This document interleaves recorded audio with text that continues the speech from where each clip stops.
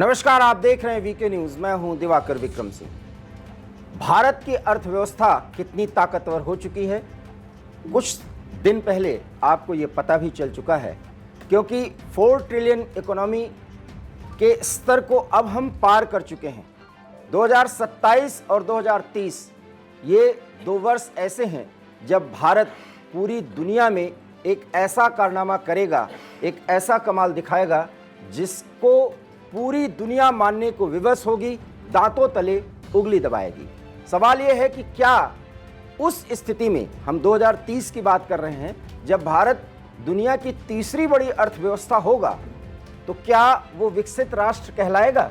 ये एक अहम सवाल है, क्योंकि आज़ादी के अमृतकाल में हमने 2050 तक एक लक्ष्य रखा है कि भारत विकसित राष्ट्र होगा। एक विकसित राष्ट्र की क्या जरूरतें होती हैं और क्या उसके पास होती हैं जिसके कारण हम कह सकते हैं कि वो विकसित राष्ट्र है? क्योंकि अभी भी चीन को पूरी तरीके से विकसित राष्ट्र नहीं माना गया है, जबकि अमेरिका के बाद चीन की इकोनॉमी दूसरे स्तर पर है। और आपको ये भी जानकर हैरानी होगी कि फॉरेन रिजर्व में भी इस समय चीन कमाल दिखाया हुआ है, जबकि कोरोना ने उसकी कमर ही तोड़ दी है।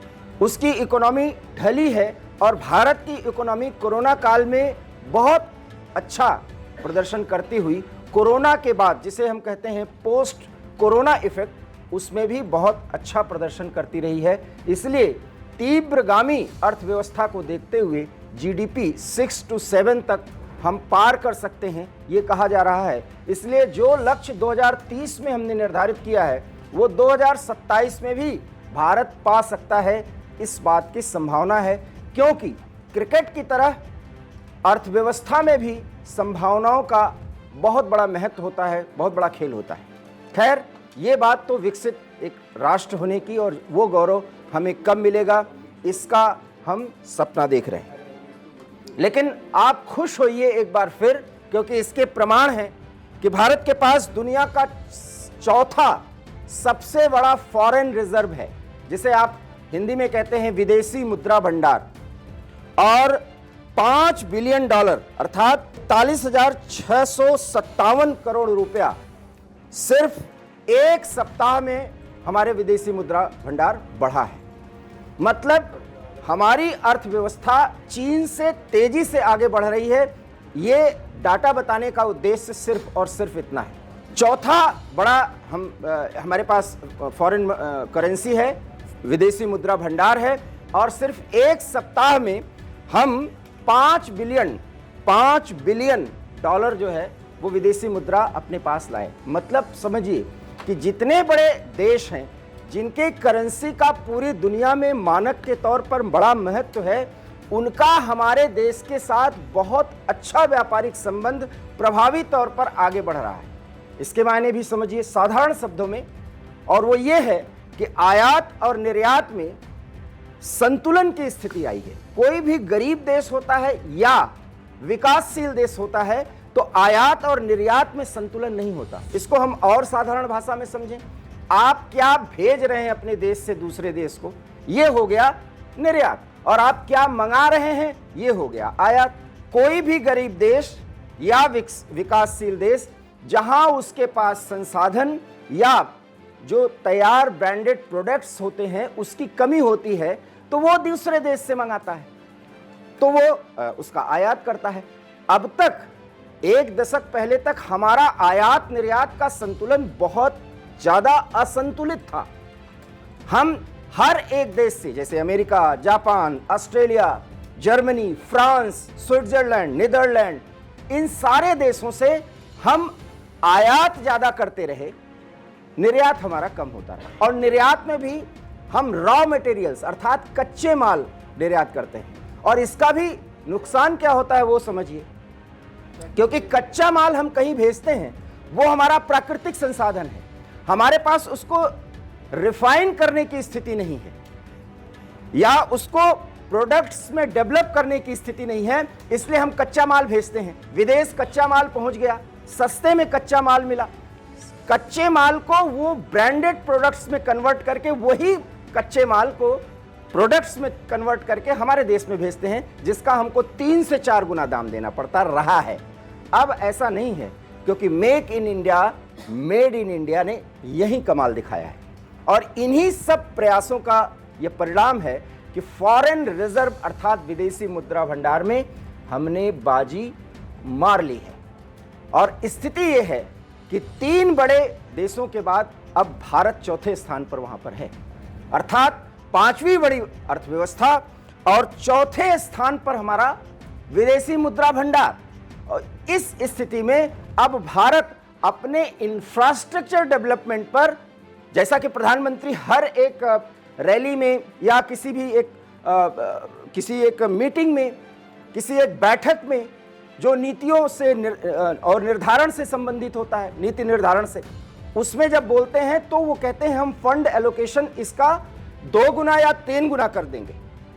और उसके पीछे कारण यही है कि हमने अपने रुपए की कीमत को विदेशी मार्केट में या विदेश के पूरे सिनेरियो में इतना मजबूत बना दिया है, हमारी साख इतनी ज्यादा अच्छी हो गई कि अब हम रुपए में भी आयात निर्यात कर सकते हैं, जैसे कि रूस के साथ हम करते रहे किसी भी खराब स्थिति में, क्योंकि इस समय पूरी दुनिया युद्ध के मुहाने पर खड़ी हुई है। तो फॉरेन रिजर्व बढ़ने का यह फायदा होता है कि हम अपनी साख को बहुत मजबूत कर लेते हैं। हमारे 2 पड़ोसी हैं, चीन और पाकिस्तान।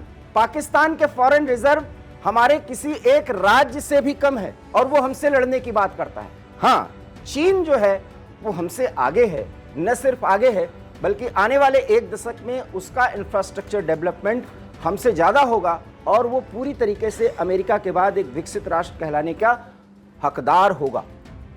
तो सवाल यह है कि अब भारत क्या करेगा।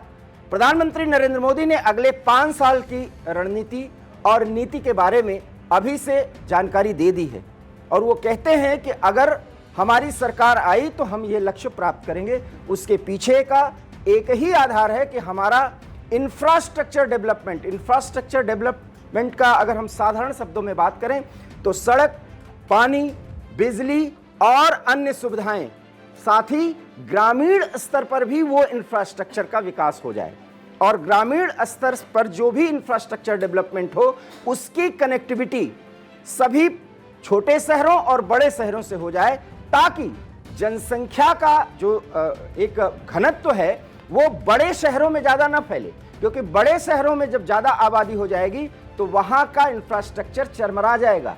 दिल्ली, मुंबई, बेंगलुरु और चेन्नई, इन सब स्थानों पर ज़्यादा भीड़ या पूरे देश के लोग क्यों इकट्ठा होते हैं? क्योंकि इंफ्रास्ट्रक्चर का डेवलपमेंट यहाँ ज़्यादा होता है। सरकार की ये कोशिश है और एक किसी भी विकसित राष्ट्र की या विकासशील से आगे बढ़े हुए राष्ट्र की सबसे बड़ी पहचान ये होती है कि उसके मेट्रो सिटीज के अतिरिक्त भी कुछ ऐसे शहर होते हैं जो लगभग उसकी बराबरी के होते हैं, और वही कुछ ऐसा प्रयास इस समय भारत कर रहा है। आपको पता होगा कि गुजरात में एक धौलेरा विकसित किया जा रहा है एक मेगा सिटी के तौर पर, वो दिल्ली और मुंबई को भी पछाड़ सकता है, हालांकि अभी उसमें समय है। तो कुल मिलाकर के अगले 1 दशक की जो योजना बनी है उसमें यही विदेशी मुद्रा भंडार जिस पर हम आपसे बात कर रहे हैं ये बड़ा कारगर है।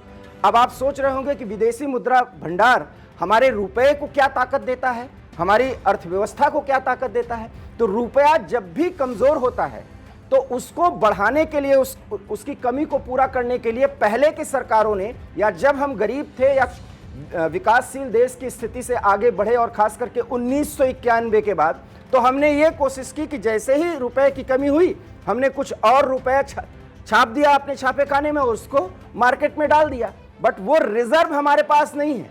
रिजर्व क्या? विदेशी मुद्रा करेंसी, वो हमारे पास नहीं है। तो इससे क्या होता है? इन्फ्लेशन होता है।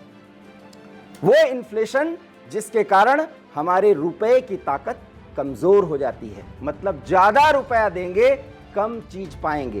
तब आपकी व्यक्तिगत तौर पर एक परिवार की, एक व्यक्ति की भी आय जो है वो घट जाती है। इन्हीं स्थितियों में अब आप देखते हुए हमने साधारण शब्दों में ये बताने की कोशिश की कि फॉरेन रिजर्व की जो स्थिति है वो अब व्यक्तिगत तौर पर, एक परिवार की इकाई के तौर पर भी अर्थव्यवस्था में जो मजबूती आ रही है, हम कम रुपए में भी, क्योंकि हमारी मुद्रा की साख बेहतर होगी, ज़्यादा अपने जीवन को आधुनिक राष्ट्र के नागरिक के रूप में बिता पाने में सक्षम हो जाएंगे।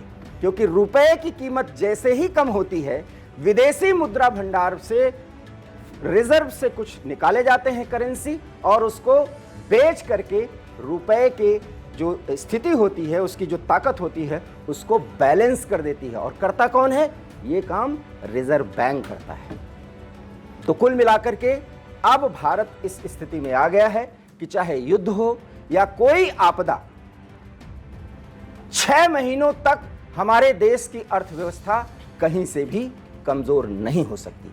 उस स्थिति में जबकि दुनिया युद्ध लड़ रही है और बड़े युद्ध के मुहाने पर दुनिया खड़ी है, कोई भी आपात स्थिति आती है, भारत अपनी आर्थिक ताकत इस कदर अब स्टैब्लिश कर चुका है जिसका दुष्परिणाम अब हमें देखने को नहीं मिलेगा। लेकिन हमें रुकना नहीं, हमें थकना नहीं, क्योंकि अमृत काल में हम जिस रफ्तार से और जिस आह्वान के प्रति प्रतिबद्ध हैं, उसके लिए हर एक नागरिक को तन मन धन से अपने देश को और अपने समाज और स्वयं को विकसित करने का प्रयास करना होगा। और यही मतलब है सबका साथ, सबका विकास, सबका विश्वास और सबका प्रयास। वीके न्यूज़ में फिलहाल इतना ही। देश और दुनिया की तमाम बड़ी खबरों के लिए देखते रहिए वीके न्यूज़। मुझे दीजिए इजाजत। नमस्कार। वीके न्यूज़, राष्ट्र के नाम।